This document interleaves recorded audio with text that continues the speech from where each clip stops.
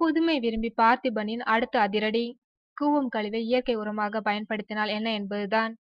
சென்னையை தாண்டி பல கிலோமீட்டர்களுக்கு அப்பால் சென்று இயற்கை காற்றும் அமைதியுமாக வாழ்ந்து கொண்டிருக்கும் பார்த்திபன் பல்லாயிரக்கணக்கான தென்னை மரங்களுக்கு நடுவில் ஒரு குடிசையில் சந்தோஷமாக இருக்கின்றார். இங்கு இன்னும் ஏராளமான பூச்செடிகளையும் மரங்களையும் வளர்க்க பிரியப்படும் அவர் அதற்கு இயற்கை உரங்களை போடுகின்ற திட்டத்திலும் இருக்கின்றார். அப்போது தோன்றிய யோசனைதான் கூவத்தில் வண்டலாக படிந்திருக்கும் இந்த கழிவுகளை உரமாக்கினால் என்ன என்கின்ற யோசனை. இதை ஒரு பொது மேடையில் அவர் பேசுகையில் அது சாத்தியமானதா என்கின்ற விவாதங்களும் எழுந்தன. ஒரு ஆராய்ச்சியாளர் அது கூடவே கூடாது, கூவத்தில் படிந்திருப்பது விஷக்கழிவு, அதை உரமாக்கினால் விளைகின்ற பயிர்களும் விஷம்தான் என்றார்.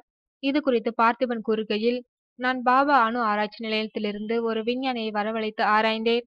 கூவத்தின் பல்வேறு பகுதிகளில் ஆராய்ந்த அவர் அடையார் பகுதிகளில் கிடைக்கின்ற கழிவுகளை பயன்படுத்தலாம் என்று நிரூபணம் செய்திருக்கிறார். அங்கிருந்து உரத்தை எடுப்பதற்கு மாநகராட்சியின் அனுமதி வேண்டும். முறைப்படி மாநகராட்சி கமிஷனரிடம் அனுமதி கேட்டிருக்கின்றேன். அவரும் ஆவணம் செய்வதாக கூறியிருக்கிறார் என்றார். அரசாங்கத்தின் கதவை யார் தட்டினாலும் அது காற்றில் ஃபில்டர் ஆகி அரசின் காதுகளை சென்றடைய பல வருடங்கள் பிடிக்கும். தட்டியது பார்த்திபனாச்சே. ஒருவேளை உரம் சூற வேகத்தில் அவர் வீட்டை அடைந்தாலும் ஆச்சரியமில்லை.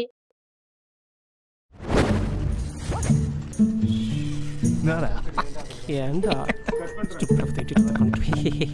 country